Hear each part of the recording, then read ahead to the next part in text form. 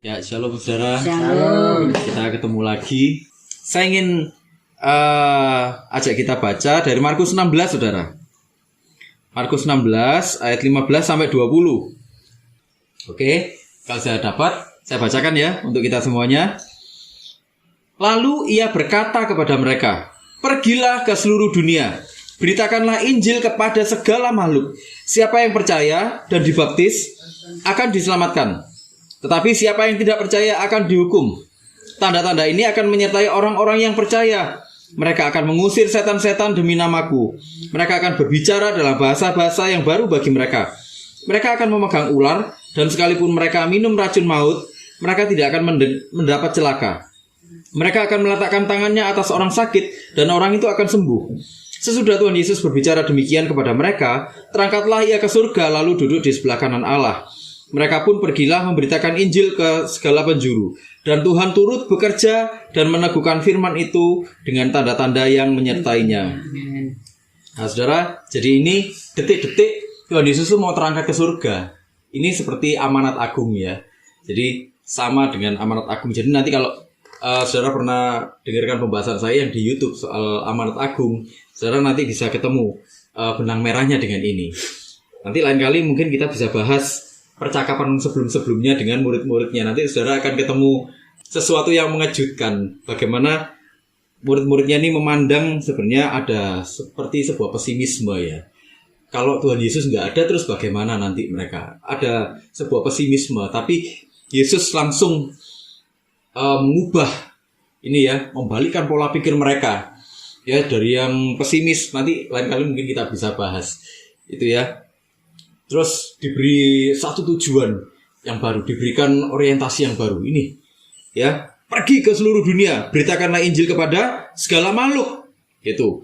Ya, ini paralel dengan amanat agung. Saudara, kalau kita lihat di kitab Markus, nah, nanti kalau saudara memahami karakteristiknya kitab Markus ini, saudara akan memahami apa yang sebenarnya Tuhan lagi bicarakan di sini, saudara. Nah, kitab Markus ini kitab yang penuh dengan gambaran kegiatan atau tindakannya Tuhan. Jadi kalau saudara lihat kitab Markus, saudara akan jarang ketemu pengajaran-pengajaran. Saudara akan ketemu dengan Tuhan melakukan mujizat, Tuhan melakukan mujizat. Saudara bisa lihat nanti di Markus itu cuma ada 4 perumpamaan, saudara. Saudara bisa bandingkan dengan di Yohanes, dengan di Lukas, apalagi di Matius. Saudara bisa bandingkan, berbeda sekali. Nah, sementara tindakan-tindakan Tuhan menyembuhkan, mujizat itu ada sekitar 18 kali, saudara. Ya, jadi 4 kali lipatnya. Markus memang menggambarkan Tuhan ini, Yesus di dunia itu sosok yang benar-benar dia bekerja, saudara. Dia bekerja. Jadi nggak ada waktu santai-santai gitu ya, saudara ya. Jadi Injil Markus kalau saudara lihat dari awal itu nadanya itu cepat sekali. Perpindahannya itu cepat sekali. Tak, tak, tak, tak, tak, tak. Makanya saudara akan sering lihat di Markus. Maka seketika itu juga. Saudara akan sering temui di sana. Jumlahnya ada 42 kali, saudara. Itulah kenapa Markus itu pergerakannya cepat sekali. Kenapa? Karena dia ingin menonjolkan sisi kerjanya Tuhan. Bagaimana Tuhan itu menyentuh hidupnya orang banyak. Ya, mengubahkan hidupnya orang banyak lewat tindakan-tindakannya. Itu ya. Makanya Markus ini kitab yang menggambarkan kehidupan Yesus itu dengan ringkas ya. Ringkas, cepat, dia gamblang sekali, bahasanya blak-blakan. Karena memang Markus ini bukan orang-orang Yahudi. Dia ditulis untuk orang-orang Romawi, saudara. Ya, ditujukan untuk orang-orang Romawi. Jadi Markus menunjukkan ini loh, Tuhan tuh bekerja melakukan ini, Tuhan bekerja melakukan ini, bekerja melakukan ini. Ya, nah dengan kita memahami ini nanti kita akan tahu, kita akan memahami maksudnya Tuhan tentang pergilah, beritakanlah, tanda-tanda itu seperti apa sebenarnya ya. Gitu saudara, saya akan cepat. Saudara, pergi itu bahasa aslinya poreuomai, ya, di satu titik. Ya, di satu titik kamu harus pergi. Artinya apa ini, saudara? Artinya perjalanan, journey. Satu perjalanan. Lakukanlah satu perjalanan. Pergilah. Ya, pergilah, lakukanlah satu perjalanan. Tapi ini bukan cuma satu perjalanan, ini perjalanan yang panjang, saudara. Jadi yang dimaksud sama Tuhan itu bukan satu perjalanan yang kamu pergi dari sini ke sana, enggak. Tapi lakukan perjalanan yang panjang. Ya, lakukan perjalanan yang panjang.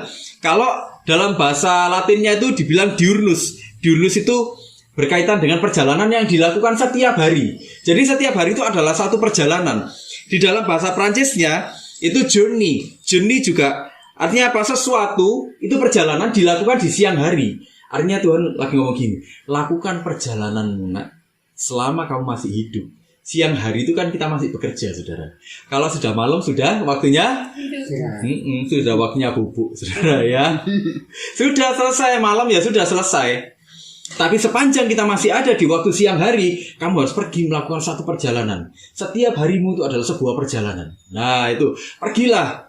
Jadi Tuhan bilang gitu, pergilah lakukan sebuah perjalanan setiap hari, perjalanan yang panjang, ya. Nah, tapi ini bukan cuma satu perjalanan yang panjang yang nggak ada arahnya. Perjalanan panjangnya tuh lagi bilang gini, perjalanan panjang tapi ada polanya, ada karakternya. Polanya apa? Mengikuti hidup seseorang. Siapa seseorangnya ini? Yesus.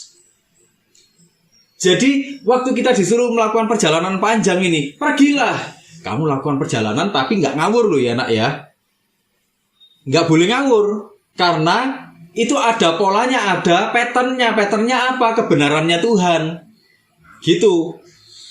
Ya jadi kalau kita melakukan kebenaran Tuhan itu artinya apa? Kita terpisah dari dunia. Kita memang masih hidup di dunia.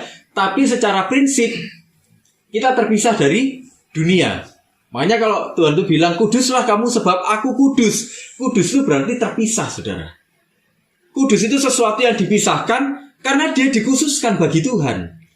Nah artinya apa? Waktu kita disuruh pergi, nak lakukan perjalanan. Ini perjalanan seumur hidup loh nak ya. Selama kamu masih hidup, kamu lakukan perjalanan.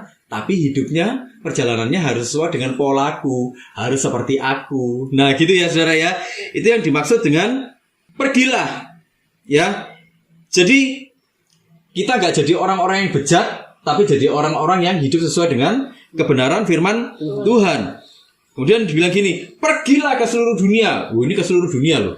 Jadi targetnya orang Kristen itu, saudara. Targetnya orang Kristen itu besar sekali loh. Panggilannya orang Kristen itu besar sekali. Jadi sebenarnya gini, saudara. Banyak orang Kristen itu yang minder gara-gara dia gak khotbah. Ya kan?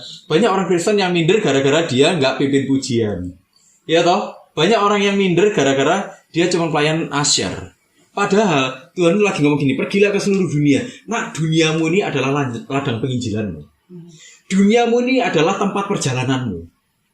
Panggilanmu ini ada di seluruh duniamu ini. Nah, di setiap harimu itu ada panggilanmu. Jadi sudah gak ada alasan orang Kristen minder loh, tapi aku nggak khotbah. Loh, tapi aku nggak terkenal nih. Gak ada alasan seperti itu, saudara. Karena Tuhan gak ngelihat kita terkenal atau enggak. Makanya Tuhan bilang gini kan, enyahlah kamu pembuat kejahatan. Lah mereka bilang gini loh, Tuhan bukankah kami sudah bernubuat demi namamu? Iya, bukankah kami sudah mengusir setan demi namamu? Tapi Tuhan bilang apa? Enyahlah kamu, hai pembuat kejahatan. Nah itu loh. Jadi kalau dalam pandangannya waktu itu, saudara ya, mengusir setan, bernubuat, yang kayak gitu-gitu tuh, itu dianggap karunia-karunia kelas atas, karunia-karunia tingkat atas. Tapi waktu Tuhan sampai bilang, enyahlah kamu pembuat kejahatan, artinya apa? Itu bukan orientasinya Tuhan yang seperti itu, gitu loh. Jadi pergilah kamu, lakukan perjalananmu setiap hari di dunia ini seluruhnya panggilanmu. Hiduplah seperti aku, hiduplah dalam kebenaranku, dalam polanya aku. Hiduplah seperti itu nak. Gitu ya. Jadi selama kamu hidup ini adalah kesempatanmu. Selama kamu hidup ini adalah panggilanmu. Ya. Gitu. Jadi jangan sampai kita telat, saudara. Kemudian bilang gini, beritakanlah Injil kepada segala makhluk. Beritakan tuh gini, beritakan tuh keruso. Keruso itu gini, ini satu kata kerja juga, saudara. Jadi Tuhan lagi ngasih penekanan. Nah, kalau kamu pergi, kalau kamu sudah mengikuti polaku, jangan cuma berhenti sampai di situ, tapi beritakan. Beritakan tuh keruso. Keruso tuh gini, secara resmi, nah kamu sudah jadi pemberita. kalau kamu pergi, kamu menjawab panggilanku, secara resmi kamu ini pemberita-pemberita semuanya, pemberita-pemberita kabar baik. Jadi nggak ada ceritanya kamu minder, nggak ada ceritanya kamu, loh Tuhan, aku nggak punya karunia. Loh, memang karunia bukan punyamu, karunia ini aku yang punya, ya toh? Karunia aku yang punya. Sesuai dengan kebutuhan pelayanan, aku akan menghadirkan karunia itu di dalam hidupmu. Itu untuk membuat pelayananmu efektif, untuk membuat apa yang kamu lakukan kepada dunia itu menjadi efektif, gitu. Jadi kita memang nggak punya karunia. Ada orang yang bilang, loh, dia punya karunia kesembuhan. Salah, dia bukan punya karunia kesembuhan. Yang punya karunia Tuhan. Tuhan pakai dia dengan karunia kesembuhan. Toh kenyataannya ada orang-orang yang katanya didoakan sama orang yang punya karunia kesembuhan, toh ada yang nggak sembuh. Kenapa? Semua tuh seizin Tuhan. Gitu ya. Jadi secara resmi menjadi pemberita untuk apa? Memproklamirkan kabar baik dengan karakter-karakter apa? Pemberita. Saudara, kalau kita ini menjadi orang yang mengajar atau menjadi orang yang memberitakan sesuatu, misalnya nih, saya disuruh sama misalnya presiden ini nyuruh saya, Sony, kamu pergi ya ke Papua, kamu bawa berita ini ke sana, nanti kamu sebar di sana. Saudara, kira-kira saya boleh sembrono nggak? Nggak boleh ya saudara ya, nggak boleh. Kalau saya sembrono, apa yang terjadi saudara? Oh iya, saya bisa disanksi, ya kan? Bener nggak? Kalau kita mengajar, kalau kita membawa pesan ini, kita hidup dalam otoritas. Kita membawa otoritas dari Tuhan. Itulah kenapa kita nggak boleh sembarangan. Orang Kristen hidupnya nggak pernah sembarangan, saudara. Orang Kristen yang benar hidupnya nggak pernah sembarangan. Itulah kenapa kalau ada orang ngaku hamba Tuhan bahkan, atau ngaku dia ini dia doa puasa terus-terusan, bahkan kayak gitu-gitu, aku bisa mendengar suara Tuhan. Ya kan? Ya kayak gitu-gitu. Aku bisa dengar suara Tuhan, audible, dengar suara Tuhan, tapi hidupnya gak karu-karuan, saudara. Nipu orang, menggelapkan, ya kayak gitu-gitu, selingkuh. Apakah dia masih orang Kristen, saudara? Mungkin secara KTPI ya. Iya, tapi secara kehidupan dia bukan orang Kristen sebenarnya. Ya kan? Nah itu, jadi secara resmi menjadi pemberita, ini resmi loh, saudara. Jadi, saudara, saya ingin tekankan, saudara, waktu kita hidup dalam anugerah Tuhan, saudara semuanya, kita semuanya yang di sini, itu resmi jadi pembawa berita baik. Resmi. Ya, hidupnya nggak sembarangan. Gitu ya. Yang diproklamirkan itu apa? Sesuatu yang sudah terjadi. Sesuatu yang sudah Tuhan lakukan. Apa yang Tuhan lakukan? Ya, kebenaran ilahi. Apa kebenaran ilahinya? Ada Tuhan yang datang, lahir ke dunia. Ada Tuhan yang mati disalibkan untuk menebus dosa-dosa kita. Ada Tuhan yang bangkit. Itu yang jadi titik beritanya. Jadi kerusuh, beritakanlah. Jadi Tuhan itu lagi bilang gini, saudara, kamu pergi. Kenapa? Karena kamu sekarang sudah resmi jadi pemberita-pemberita kabar baik. Dimanapun kamu berada, itu harus ada kabar baik disebarkan. Penginjilan itu dilakukan sepanjang waktu, saudara. Penginjilan itu nggak dilakukan cuman ayo kita ini PI kemana? PI. Kalau dulu istilahnya PI ya, saudara ya. Kita dulu tuh kalau zaman dulu kita dibawa traktat, bener nggak, saudara ya? Dibawa traktat, disuruh ngasih ke orang traktat. Itu zaman dulu. Terus kalau sekarang kayaknya kalau traktat kita sudah nggak ini ya, sudah nggak dibawai ya. Lain. Sekarang caranya lain.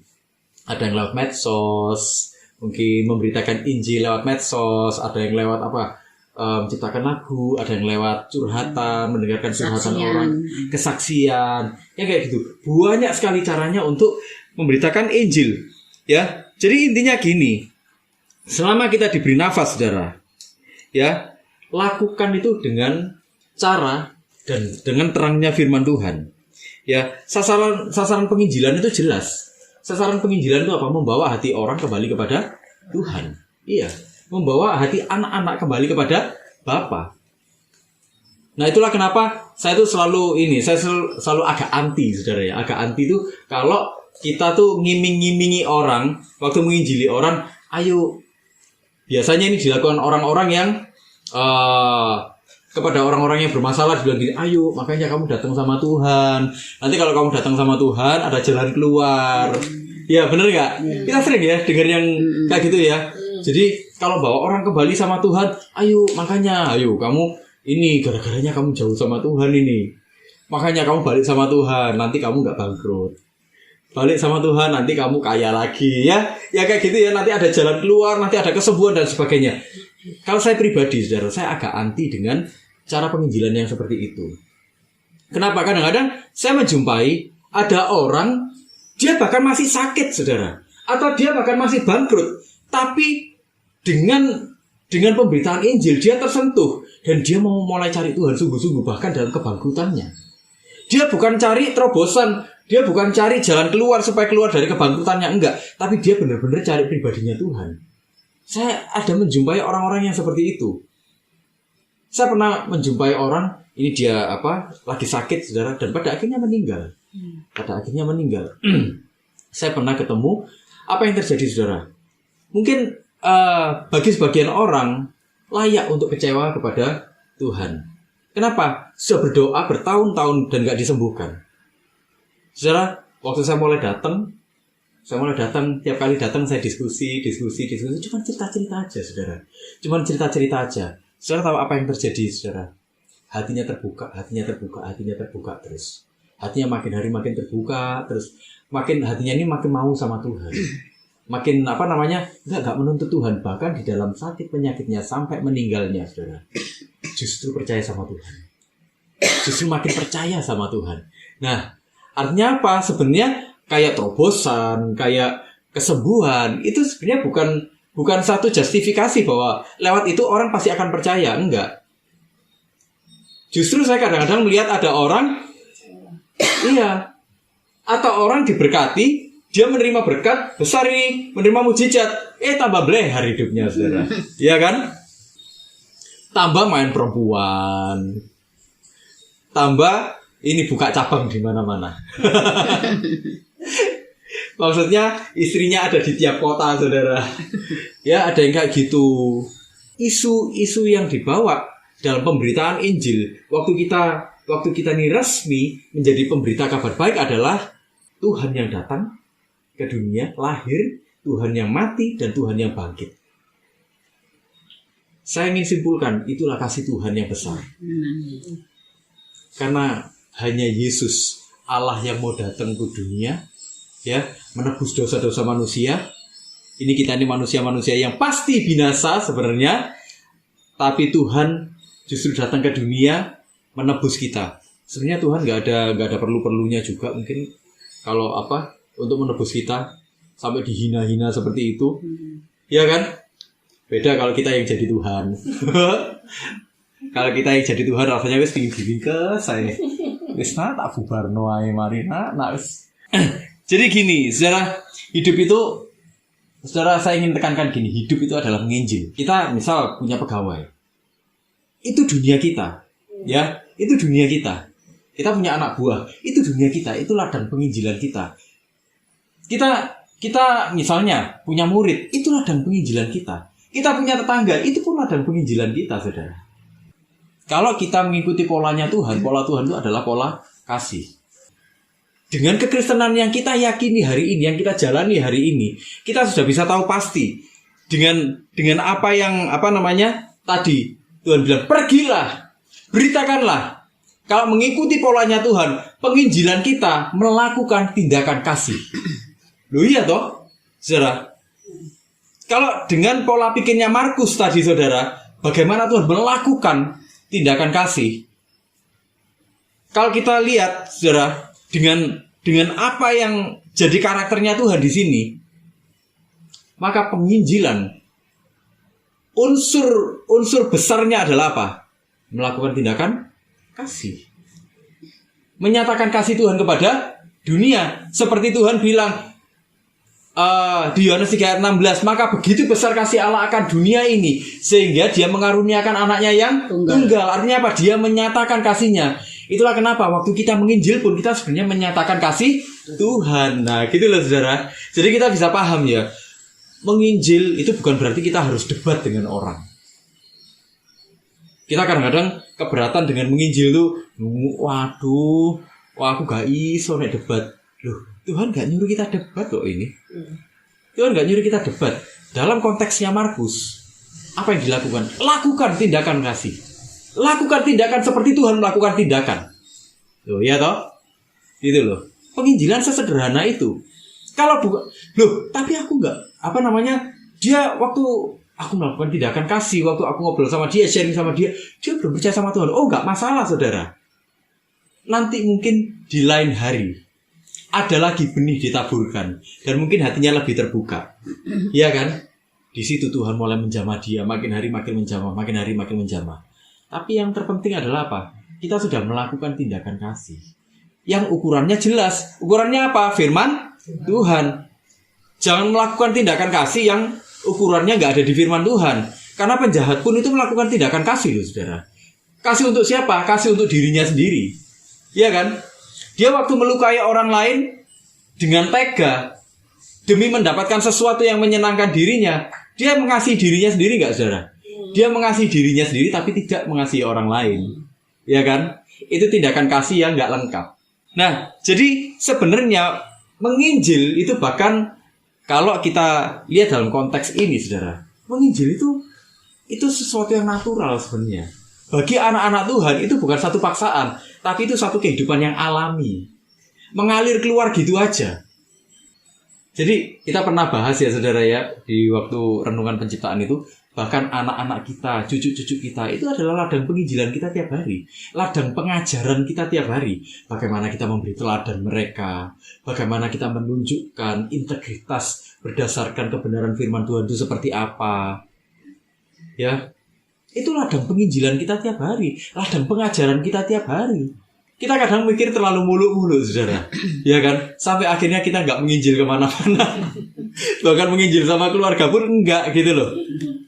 Padahal firman Tuhan tuh ngajar kita apa? Alami sekali. Menginjil itu alami sekali. Jadi sekali lagi saya ingin tekankan bahwa saudara sudah terima Tuhan semua? Amin. Sudah percaya sama Tuhan semua? Amin. Nah, kalau gitu saudara resmi jadi penginjil semuanya. Amin. Bukan pengintil ya saudara ya. Saudara resmi jadi pemberita kabar baik. Jadi nggak ada ceritanya kita minder, ya.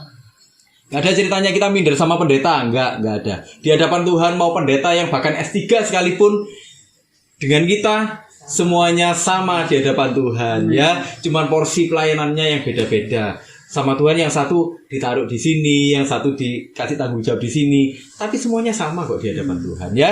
Saudara, oke, saya akan langsung masuk ke penyertaan. Gini, penyertaannya apa? Ini dia. Tanda-tanda ini akan menyertai orang-orang yang percaya. Ya, ayat 17.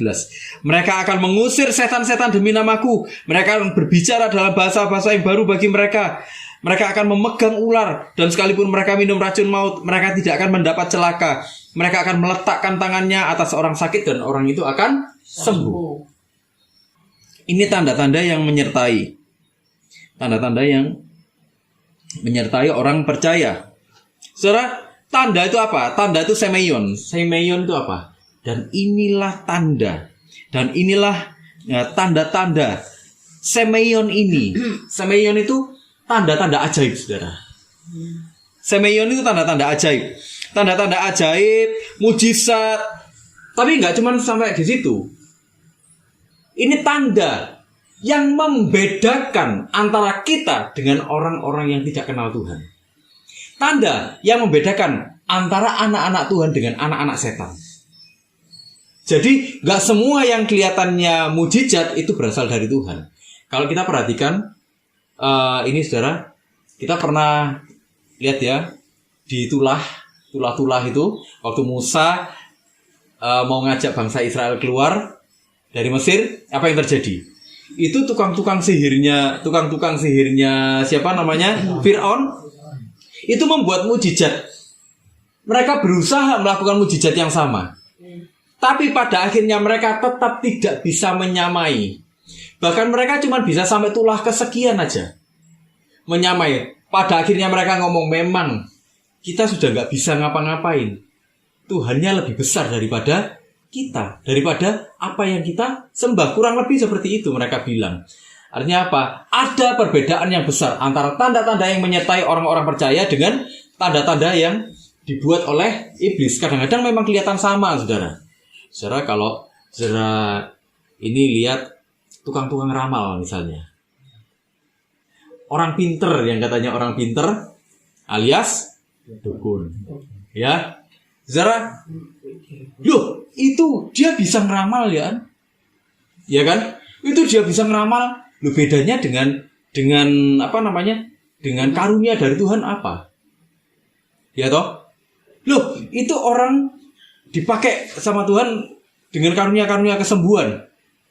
Ada hamba Tuhan misalnya, atau ada orang misalnya, atau papi lagi doakan orang, tiba-tiba orangnya sembuh. Loh, tapi ada juga dukun disebur pakai air puasa semua, terus habis itu sakitnya sembuh, dibilang sembuh. Loh, terus bedanya apa? Saudara, perbedaannya adalah karunia-karunia dari Tuhan selalu membawa orang kembali kepada Tuhan. Ya, orientasi dari karunia-karunia itu selalu membawa orang kembali kepada Tuhan.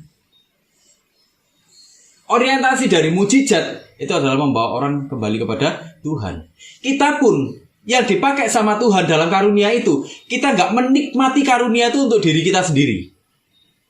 Kita ngomong gini, Tuhan, semuanya kembali kepadamu. Kita nggak cari keuntungan dengan itu.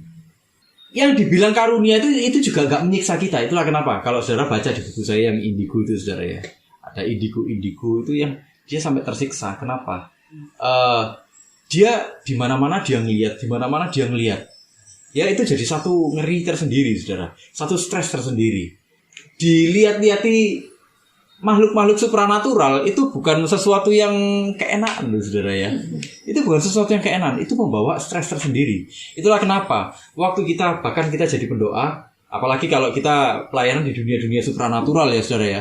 Kita kadang-kadang kita nanti bisa bedakan bahwa waktu kita membawa misi Tuhan, kalau memang Tuhan anggap perlu, baru di situ sama Tuhan ditunjukkan, dikasih penglihatan, atau Tuhan ngomong sesuatu, atau dikasih satu impresi, di sini ada roh ini, gitu. Jadi nggak konstan. Maksudnya di mana-mana kita ngomong, loh lihat pocong, loh lihat gendruwo, loh lihat kuntilanak, loh lihat apa, nggak kayak gitu. Waktu Tuhan nganggap itu perlu, itu dikasih sama kita, ditunjukkan sama kita. Ya, jadi ini adalah satu tanda untuk menunjukkan keaslian. Ya, semeion ini satu tanda untuk menunjukkan bahwa nak, kamu asli membawa otoritas dari aku. Nak, kamu asli membawa berita baik dari aku. Nah, itu saudara ya. Jadi ini nggak cuma sekedar tanda ajaib, enggak. Nanti lain kali kita bisa bahas soal secara spesifik soal tanda-tanda ajaib ini, saudara. Karena kalau ini dibahas lebih mendalam itu nggak cukup waktunya. Ya, tapi paling nggak kita bisa mulai ngerti bahwa ini tanda yang spesifik dari Tuhan. Jadi nggak sekedar tanda-tanda ajaib, tanda-tanda luar biasa, enggak. Tapi ini tanda yang membedakan antara kita, anak-anak Tuhan, dengan anak-anak setan. Jadi ini orisinil. Orang tahu akhirnya bahwa kamu memang diutus sama Tuhan. Tanda ini bentuk penyertaan Tuhan, saudara. Bentuk penyertaan Tuhan kepada anak-anaknya kalau kita membawa misi.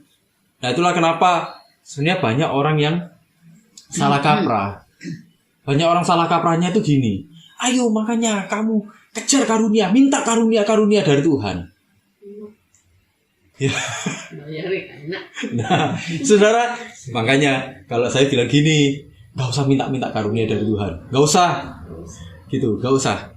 Saudara, cukup saudara siapkan hati, cukup saudara siapkan wadah, cukup saudara siapkan hidup saudara.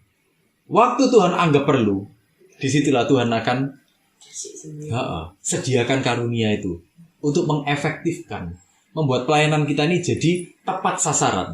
Nah, itu loh saudara. Jadi karunia-karunia ini bukan karunia-karunia yang sembarangan, sembrono gitu, enggak saudara.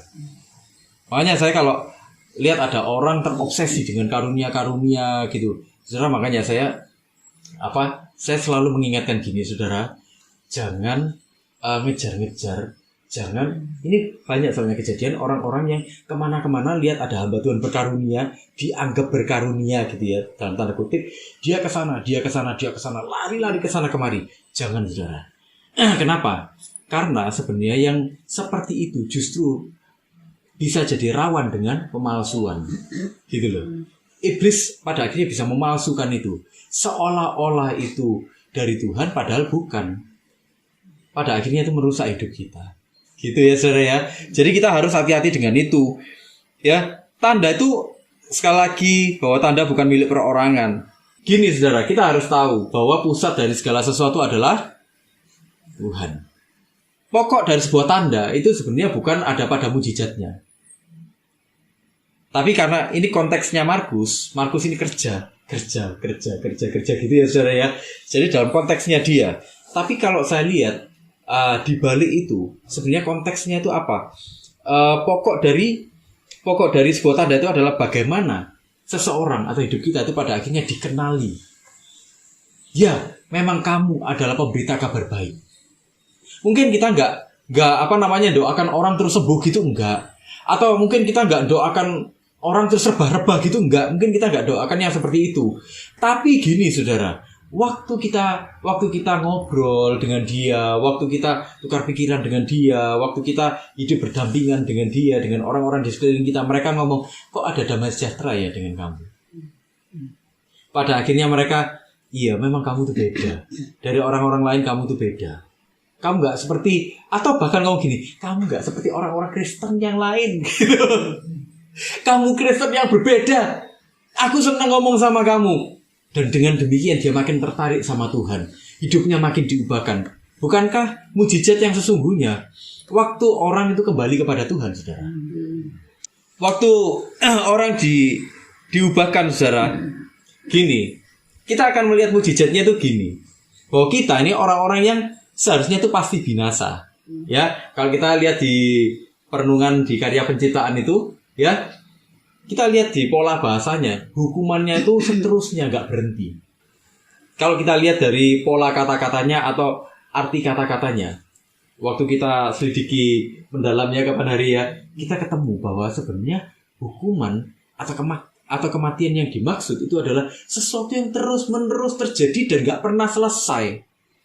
Terjadi lagi, jadi itu nggak pernah selesai, berulang terus, nggak pernah selesai. Artinya apa? Kita pasti binasa. Tapi bukankah itu satu mujizat? Kita yang pasti binasa, pada akhirnya sekonyong-konyong ini saudara, kita mengalami kasih karunia Tuhan dan kita dibenarkan. Kalau misal saudara, kita ini misalnya, kita ini orang buangan di jalanan, kita ini gelandangan di jalanan misalnya, kita nggak punya rumah, kita nggak punya keluarga, kita nggak punya harta, kita makan tuh mengais-ngais dari sampah misalnya. Kita nggak punya tempat untuk bernaung, baju kita nggak pernah ganti, kita nggak pernah mandi, saudara. Tiba-tiba ini ada raja, atau ini jangan raja lah, ini ada konglomerat misalnya. Ada konglomerat jalan ini, lihat, wah kasihan ya anak itu ya. Turunlah dia dari mobil, jeglek, aku tak turun. Anak buahnya mungkin, bos jangan bos, kotor bos. Oh nggak apa-apa. Aku turun sendiri, datangi dia. Terus tanya, ayo nak, kamu ikut sama saya. Kamu tak angkat anak, sekarang tak adopsi kamu jadi anak saya. Kamu jadi pewaris saya. Kira-kira hati saya gimana saudara? Ini membalik telapak tangan gini loh saudara. Ini membalik telapak tangan. Dari saya, yang detik sebelumnya saya gelandangan saudara, tiba-tiba ada kata-kata bilang sama saya, nak, ayo ikut sama aku, kamu jadi pewarisku. Ya, kamu ikut sama saya. Sekarang juga, detik itu juga saudara, hidup saya berubah. Saya yang gelandangan mungkin saya dikejar-kejar sama orang, ya kan? Dilecehkan orang, dikejar Satpol PP mungkin ya kan? Saya berusaha lari-lari menghindar dari Satpol PP, ya toh? Tiba-tiba saya digandeng, ayo nak ikut sama saya. Bukankah itu satu mujizat saudara? Sekonyong-konyong loh. Kita orang Kristen itu sebenarnya seperti itu. Jadi waktu orang ngomong, Tuhan kasih aku mujizat Tuhan lagi ngomong gini, nak kamu mau mujizat, mau mujizat yang kayak apa lagi? Nah, bukankah aku mengangkat engkau menjadi anak itu adalah satu mujizat yang terbesar? Loh, kalau misalnya apa namanya? Kalau misalnya terus kita mengalami kesembuhan, apakah itu bukan pertolongan Tuhan? Itu pertolongan Tuhan juga. Untuk apa? Untuk menunjukkan bahwa Tuhan menyertai kita di dalam hidup kita. Ya, saudara ya. Tapi bukan itu yang jadi pokok persoalannya. Jadi bukan kesembuhannya, bukan terobosannya, tapi hati kita yang bersekutu dengan Tuhan. Nah itu loh saudara, itu yang harus kita pahami. Jadi saudara, di kenaikan Tuhan Yesus ini, saya ingin menekankan kepada kita semuanya. Saya ingin memastikan kepada kita semuanya, saudara, kita semua bukan orang ecek-ecek, saudara. Kita semua bukan orang sembarangan. Dimanapun kita berada, kita ini adalah resmi, ya, official ini saudara ya, official loh ya, resmi pembawa kabar baik dari Tuhan. Jadi saudara jangan pernah minder, jangan pernah takut, karena penyertaan Tuhan, tanda-tanda dari Tuhan itu ada di dalam hidup kita semua. Dan itulah yang akan membawa satu perubahan bagi dunia kita. Amin saudara. Ya, tetap semangat melayani Tuhan, tetap semangat menjalani kehidupan, karena kita bukan orang ecek-ecek saudara ya. Orang-orang yang bekerja demi kemuliaan Tuhan. Yuk kita sama-sama berdoa.